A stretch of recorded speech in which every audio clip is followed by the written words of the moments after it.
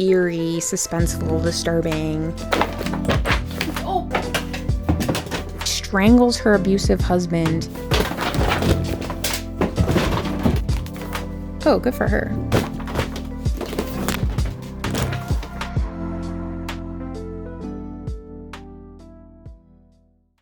Hi, I'm Sam. There's quite literally no one asking me to do this, but I have acquired a lot of new books in the past few months and I want to talk about them. So today is going to be a book haul video. These are books that I received over the holidays, purchased with holiday funds, or just simply blacked out in the bookstore. So I have bought myself a ton of books over the past 2 months. I'm going to start with ones that I have pre-ordered and do not yet have physical copies of. So I already pre-ordered the new Junji Ito short story collection, Tombs, and I actually purchased a special edition. So it looks a little different than the regular cover that you've been seeing. So I think that's coming out in March. I'll be getting that in March.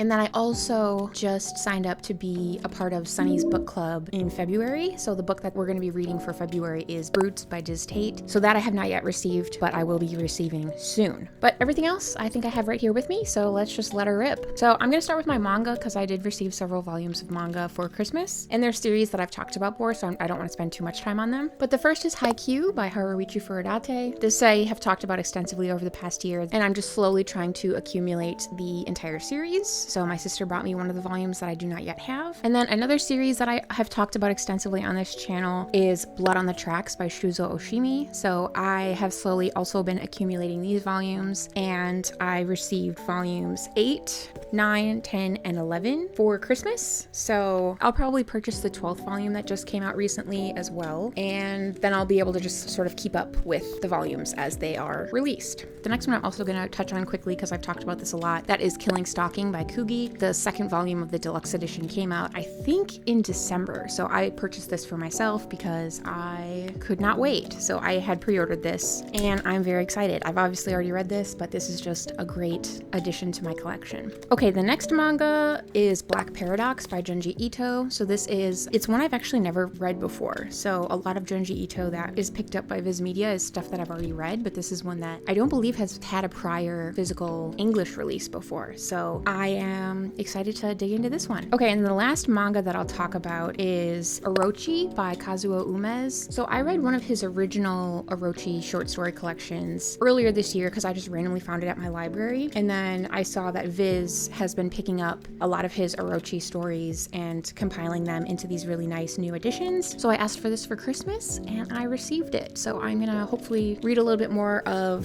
Kazuo Umez this year and specifically his Orochi stories. Okay, and then next is a graphic novel, which is another series that I am continuously reading, and that is Lore Olympus by Rachel Smythe. So I actually read this on Webtoon, and then as it is released physically, I just purchased the copies. But I received this one for Christmas, so I have already read this one, but this is just a fantastic graphic novel retelling of the Hades Persephone love story. So highly, highly recommend this one. Okay, now we're getting into non-graphic novel and non-manga books. So these are in no particular order. I literally just stacked them based on how my brain thought I should at the time. So the first one is Striga by Johan Like Holm. And this is one that is a recent translation or a new release translation. Gorgeous cover. I've never read anything by this author before, but the synopsis just was very intriguing to me. So it's about this 19-year-old girl named Rafaela who leaves her parents' home and travels to this hotel in the mountains, like in the Alps, above this small village called Striga. And she's there with 8 other girls as seasonal workers to basically work as like hotel maids. The girls get really close and they find comfort in each other's company. But then when the hotel hosts this seasonal party, one of the girls disappears, and it says, "What follows are deeper revelations about the myths we teach young women, what we raise them to expect from the world, and whether a gentler, more beautiful life is possible." This story builds a world filled with the secrecy and potential energy of girls on the cusp of womanhood. womanhood, an allegory for the societal rights, expectations of women, and violence we too easily allow. Striga builds like a spell that keeps exerting its powers long after reading. And for those of you who don't know, striga is actually an Italian word that means witch. So while this isn't originally an Italian story, I'm still very intrigued by the synopsis. So excited to dig into this one. Next is one that I already read, and I actually read it in a single sitting because it was just so freaking good, and it really did feel like the title implies. And that is Fever Dream by Samantha Schweblin. This was my first Samantha Schweblin that I ever read, and this was one of the best things I read last year. This is about a young woman who is dying in this hospital in Argentina, and she befriends this boy who's also in the hospital. And it says, together they tell a haunting story of broken souls, toxins, looming environmental and spiritual catastrophes, and the ties that bind a parent to a child. And I think that this is loosely based on an environmental catastrophe that actually happened in Argentina. So I really like this one, really recommend this one, and that is why this has a coveted place on my shelf now. So since I enjoyed Fever Dream so much, I wanted to read more Samantha Schweblin, and for that reason I purchased Little Eyes by Samantha Schweblin. I've already started reading this one, and it's just as good, if not maybe better. This is like freaking scary and eerie. It seems like it's set in like what could be current day, except there are these devices called kentuki, which are basically like these little stuffed animals that people can purchase, and they have a camera inside of them. So they're kind of like this little like stuffed animal robot thing. Then someone else can purchase a connection code and access that stuffed animal. And there's only like one connection code per stuffed animal. So effectively, when you're buying one of these kentuki, you know, they might be helping you like a little personal assistant robot thing, but there's also a camera inside of them. So it's operated by someone else somewhere in the world. So it says, the characters in Little Eyes reveal the beauty of connection between far-flung souls, while exposing the ugly side of our increasingly linked world. In this prophecy of a story, Schweblin creates a dark and complex world that's all the more harrowing for being so recognizable and familiar. So very, very creepy. I'm really excited I picked this one up. Okay, kind of building on the creepy, eerie theme, I also purchased this really cool edition of a short story collection, which I'm not usually a short story girly, but I'm gonna keep trying. But that is Cursed Bunny by Bora Chung. So Bora Chung is a South Korean author. This is a short story collection of hers, and this is supposed to be really spooky, eerie, suspenseful, disturbing, kind of all the buzzwords that I am always very excited by. So it says, a stunning, wildly original debut from a rising star of Korean literature, surreal, chilling fables that take on the patriarchy, capitalism, and the reign of big tech with absurdist humor and a sometimes literal bite, blending horror, sci-fi, fairy tales, and speculative fiction into stories that defy categorization. Cursed Bunny is a book that screams to be read late into the night and passed on to the nearest set of hands the very next day.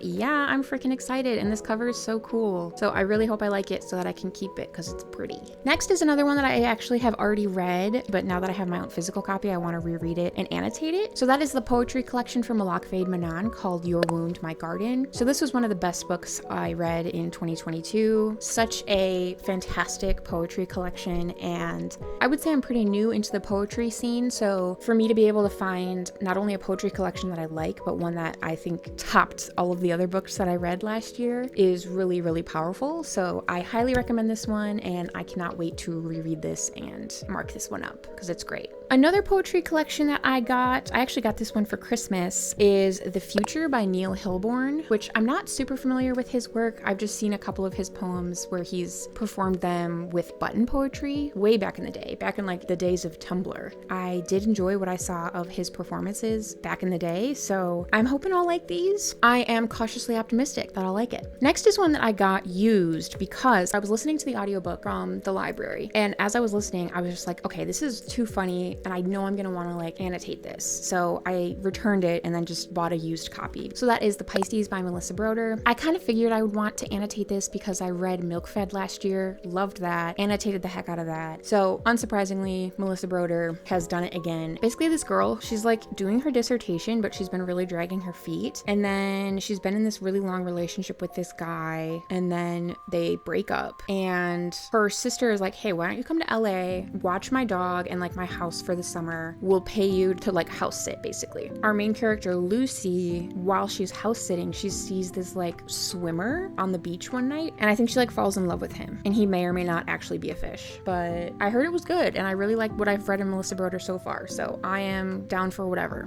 Next is another one that I had been listening to on audiobook, and then I was like, you know what, I think I want to annotate this. And this is an author I've never read before, but I can already tell I'm gonna like. So that is Made for Love by Alissa Nutting. Alissa Nutting has written a few things that have really intrigued me, but I haven't been able to pick any of her stuff up yet. So I'm really excited I got this one for Christmas, because this just seems like freaking wild. So our main character Hazel has moved into the trailer park with her father and Diane, who is this sex doll that he's purchased, and he is insisting that he's in a relationship with. So I think it's gonna be kind of kooky, kind of weird. I'm hoping it's kind of like the dysfunctional family vibes of like Kristen Arnett's writing. I really love her characterization of family. I think this is going to be really, really funny, and I'm looking forward to reading some Alissa Nutting. Okay, next is one that I got for Christmas because one of my subscribers so graciously sent me a gift card. So I am so grateful because this is one that I've been really wanting to read, and that is Tell Me I'm Worthless by Alison Rumfitt. So I think this is supposed to be pretty disturbing. It says, a dark, unflinching haunted house novel that takes readers from the well of the literary Gothic up through Brighton's queer scene and out into the heart of modern day trans experience. Our main character Alice spent a night in this abandoned house with her friends, and then since then things have been going downhill for her. And it says she's living a haunted existence, selling videos of herself cleaning for money, going to parties she hates, drinking herself to sleep, and she hasn't seen or spoken to either of her friends since they went into the house. And eventually it looks like her and one of her friends decide to return to the house to face the horrifying occurrences that happened there. The blurbs on this are fantastic too. So Eliza Clark, author of Boy Parts, has blurbed this as punk in every sense of the word. This is a debut unlike anything you've read before. And then a blurb by Julia Armfield, who wrote Our Wives Under the Sea, says, holds a gruesome mirror up to the way it feels to live now. I absolutely tore through this book.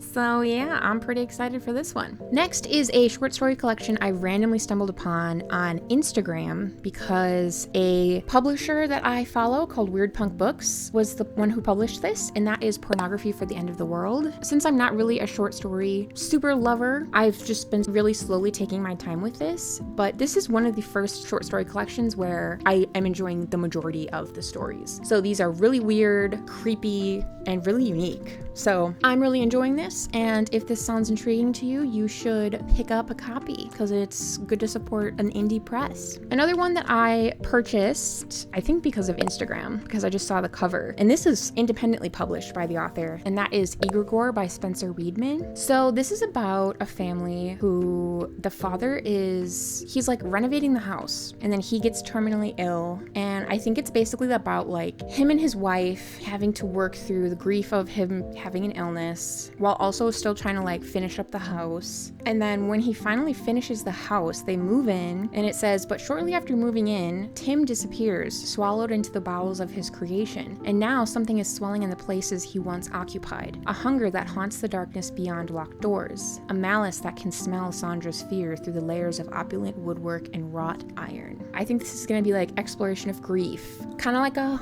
gothic haunted house type story. I'm excited to support this small author who clearly has good taste because this cover is freaking bomb. Next is one that I originally heard of because of the YouTube channel Books and Bow, and she really liked this, and the synopsis sounded really cool, and I liked how the cover looked, so I was thrilled when I was able to find a used copy of this, and that is Waiting for Ted by Marieke Bigg. So this is definitely commentary on the traditional family unit and like traditional housewife stereotype. So Rosalind wants to be like the traditional housewife, cooking, tending the house, and she also has an Instagram with a modest following. But then Ted bans her from spending any more money, so she begins to scheme, only to watch her schemes unravel and the rest of her life with them. Told in a series of reflections over the course of an evening spent waiting for Ted, Rosalind charts her relationship's downfall. As she does, it becomes increasingly clear to the reader that Ted may not be coming home at all. So there's just something kind of like unnerving about this too, kind of like Stepford Wivesy. I'm kind of going into this blind in terms of of like, I don't really know what the tone is going to be. I don't know if this is going to be like funnier or more eerie, but either way I'm down, and I'm really, really excited to get into this one. Next is one I'm really excited about because I read Paradais by Fernanda Melchor last year. It was one of my favorite books of the year. So I was like, I need to read as much Fernanda Melchor as I can get my hands on. So was really excited when I found this at my indie bookstore. Hurricane Season by Fernanda Melchor. So it says, the witch is dead, and the discovery of her corpse has the whole village investigating the murder. As the novel unfolds in a dazzling linguistic torrent, with each unreliable narrator lingering on new details, Melchor extracts some tiny shred of humanity from these characters and creates a swirling portrait of a damned Mexican village. Pretty much, if it's a novel I haven't read by Fernanda Melchor, she's kind of an instant read author for me, so very excited for this. I love witchy stuff, so I am so down. Next is another one I was really surprised to find at my used bookstore, and I think it could go either way. I think I could either really like it or really dislike it, because the only other book I've tried to read by this author, I ended up DNFing really early on. So that is Universal Harvester by John Darnielle. So the other one I tried to read by him was Devil House. Could not do it, so I DNF'd it. But this is about a main character who works at like a video rental store in small town Iowa, but his idyllic routine gets thrown off when a local school teacher comes in to return a video, and as she's returning it, she's like, there's something on this tape, but she doesn't elaborate. And then 2 days later, another customer returns a different tape and says, hey, there's something on this tape. So it says, the once placid Iowa fields and farmhouses become sinister, imbued with loss and instability and foreboding. As Jeremy and those around him are absorbed into the tapes, they become part of another story, one that unfolds years into the past and years into the future, part of an impossible search for something someone once lost that they would do anything to regain. So that's kind of ambiguous, but I'm very, very intrigued by that. I really like found footage horror in movies, so I think if this goes like the found footage route, that could be really cool, or kind of like snuff film type route, that could be really cool. I feel like I'm down for whatever, so I'm really hoping that this one is better than Devil House for me. Next is one I'm not really going to feel bad for purchasing, because my work, we were going to do a work Secret Santa, and my boring ass was like, oh, I'm going to get a book for someone, like a really good like winter book, and then we didn't end up doing it, so I'm just like, I have this book now, but luckily it's a good book. So that is Small Things Like These by Claire Keegan. I listened to this on audiobook in like the very middle of December, which is right when this book takes place, and it was so fun to read it right around the time it took place. So it takes place in 1985 in Ireland during the weeks leading up to Christmas, and it follows our main character Bill, who is a coal and timber merchant. So it's his really busy season, and he's really working hard to try and make enough money so he can relax with his family for the holiday. And it says, as he goes around the houses making deliveries, he feels the past rising up to meet him and encounters the complicit silences of a small community controlled by the church. Claire Keegan is a writer unlike anyone I've ever read before. She just has such a quiet way of writing. There's something so cozy about her writing, even when she's writing about some more unsavory topics. So this is a great winter story. Next is another one I got for Christmas, and this is one that was on my best books of 2022, so I am thrilled, and that is Everyone in This Room Will Someday Be Dead by Emily Austen. So I listened to this on audiobook, which was hilarious, but I definitely want to reread this and annotate this because the main character was just one that I connected with so much. So this is about a lesbian woman who's definitely neurodivergent coded, and she's really desperate for relief from her anxiety. So she responds to a flyer for free therapy at her local Catholic church, but then when she gets there, she is approached by the priest who thinks that she's there for a job interview because their receptionist has recently passed away, and she's so caught off guard and like unable to just be like, no, I'm here for therapy. She goes through the interview and she's hired, and then she just like goes with it and like does the job. So yes, this was just really, really funny. This was just a fun, funny, easy read. This was a romp. I loved this, and I will be rereading this. Next is one that I got pretty recently because I just finished Mother Thing right before the holidays, and then I was like, okay, I need to read everything Ainslie Hogarth writes. So I picked up The Lonely by Ainslie Hogarth, and this sounds just as weird as Mother Thing, so I'm excited about that. It says our main character Easter Dietz struggles with the lonely, a debilitating condition that affects all the women in her family. The lonely makes people sad, and it makes them lie. One day, Easter's sister drops a boulder on her in the woods. As she bleeds to death, she's forced to face those lies with a bunch of judgmental squirrels watching, which sucks. So just that synopsis sounds really funny, but also like really dark. I like how Ainslie Hogarth balances almost equal parts darkness with like wit. So that was exactly what I found in Mother Thing and I really liked. So I'm really excited to get into this one as well. Another one that I was reading from the library, but then I was like, okay, this is too good. I want to take notes in this and annotate this. So I returned my library copy, purchased my own copy. That is Animal by Lisa Taddeo. So this is about a depraved woman who witnesses this really violent act in New York City, which prompts her to flee to Los Angeles, where she searches for a woman named Alice, who is the only person alive who can help her make sense of her past. It says, this is a depiction of female rage at its rawest and a visceral exploration of the fallout from a male-dominated society. Sounds good. Next is another one I found or heard of from the YouTuber Books and Bow. So that is Several People Are Typing. The synopsis of this is pretty weird. Gerald wakes up one day and he has been uploaded into the company's internal Slack channels. At least his consciousness has. So he's like stuck in his company's Slack messages, and while he's trying to get his coworkers to help him, they basically just write him off and assume it's some elaborate joke. But since he's can't leave Slack, all he can do is work. So his bosses are just like praising him for how productive he's being. Yeah, I think it's just supposed to be like the absurdity of the whole situation and how no one is helping him. Definitely a commentary on capitalism and sort of that like grind, hustle, work culture. It's written in Slack messages, so I think that this should go by pretty quickly, and I hope that I like it. So here's hoping. Next is one that I purchased because I read another book by this author, and it was on my best books of 2022, which was The Devil All the Time. So I purchased a used copy of Knock 'em Stiff by Donald Ray Pollock. I just want to read all of his stuff now because Devil All the Time was freaking good. So I think this is going to be kind of similar in that it's going to span over the course of multiple decades. It's another book where there's going to be linked stories from a cast of recurring characters. So it says, there's a father who pumps his son full of steroids so he can vicariously relive his days as a perpetual runner-up bodybuilder. A psychotic rural recluse who comes upon two siblings committing incest and feels compelled to take action. Knock 'em Stiff features a cast of recurring characters who are woebegone, baffled, and depraved, but irresistibly, undeniably real. Yeah, I'm freaking excited for this one. I hope that it feels different enough from Devil All the Time because it's definitely going to be a similar formula and maybe just different characters. So I hope it feels different enough, but I have really enjoyed what I've read of Donald Ray Pollock so far, so I have high hopes. Next is one that I have checked out from the library more times than I can count, and I just keep putting it off. So I figured having a physical copy would maybe force me to get to it because, I don't know, then it would just kind of be like staring me in the face. And it's one that I'm really sure I'm gonna like, so I don't know what my hesitation is, but that is Out by Natsuo Kurino. It is pretty thick, and I have heard that the first part is pretty slow, so I think that's maybe why I'm like dragging my feet with this one. But this like sounds so up my alley because this is the story of a young mother who works the night shift making boxed lunches, and then she strangles her abusive husband and basically gets help from her coworkers to dispose of the body and cover up the crime. It says, at once a masterpiece of literary suspense and pitch black comedy of gender warfare, Out is also a moving evocation of the pressures and prejudices that drive women to extreme deeds and the friendships that bolster them in the aftermath. So I'm thinking this is going to be like women getting revenge on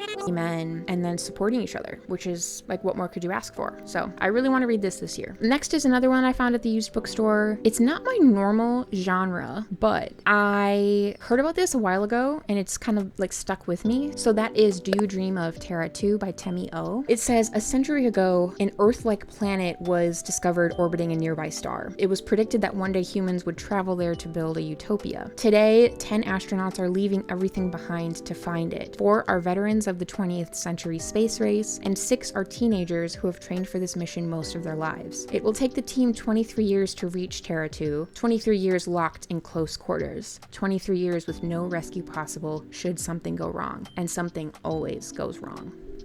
So I'm really hoping that I like this. I definitely like sci-fi horror in certain cases. Like I really liked Moon.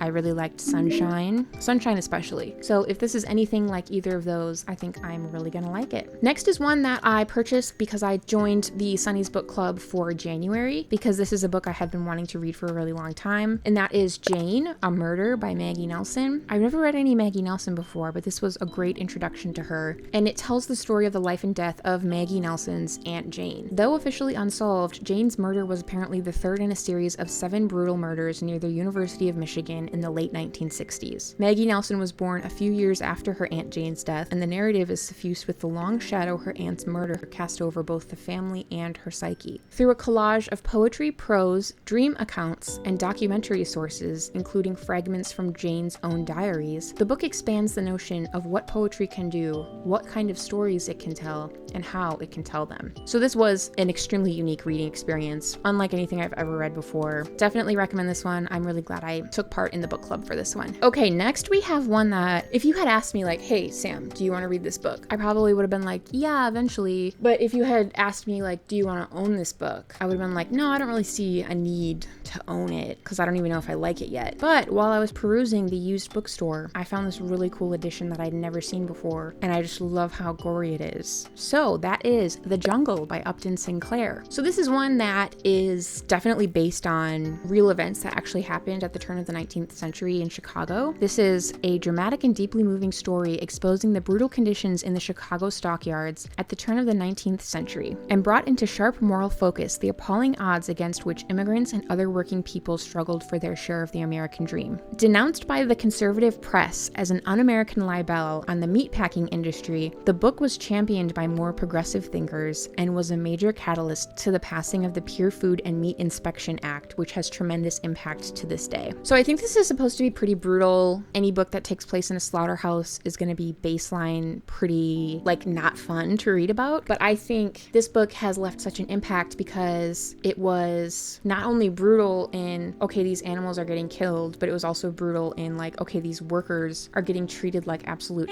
and also like this meat is like not fit for human consumption because there's no regulations. This meat could make people really sick. So on the back there's like an illustration of a slide probably mounted with like juice from the package of meat, and it's just like filled with bacteria. So yeah, that's not good. As a vegetarian, I think this is going to be a pretty tough read for me because I really don't like reading about over-the-top animal cruelty, but this is a classic and it's one I've been wanting to read. It's been on my list, so this was a cover that was demanding to be bought, so I bought it. Okay guys, we're on to the last one. This is one that I've already seen some reviews for. Some people have already read it and it does not look good, so I might regret this purchase, but I purchased Hellbent by Leigh Bardugo. I read Ninth House last year, really loved it. Surprisingly, I was surprised by how much I liked it. I really don't like that it has this Barnes & Noble exclusive edition sticker. I tried to peel it off, but then like the cover art started to peel off with it, so I guess I'm just stuck with that ugly sticker. But it does have the really cool inner jacket design. So we got the rabbit and the snake in the back and the front. So yes, this is a sequel to Ninth House, and I think it picks up pretty much right where Ninth House left off. So pretty sure it's just gonna be more magical mayhem and more of Alex figuring out her powers. And yeah, I guess I don't really want to read the synopsis for those of you who haven't read the first one yet, but I'm cautiously optimistic because like I said, a couple people have already read this and reviewed it who I follow, and it doesn't seem like they liked it that much, but we'll see. Okay guys, those are all 34 books that I have received, purchased, or somehow acquired over the last several months. So that is the winter book haul. I really hope that this motivates me to stop purchasing books for a while because I am drowning in so many books and my physical TBR is packed to bursting. So I'm thinking over the next few months I will probably focus on trying to tackle more books on my physical TBR. But yeah, let me know which of these you read, which of these you also want to purchase. What are you reading? I hope your 2023 reading has been super good so far. So you can like this video if you want, comment if you want, subscribe if you want. I would love to have ya. I really hope that your 2023 reading has been super good so far. So thanks for watching, thanks for being here, and I love you so much, and goodbye.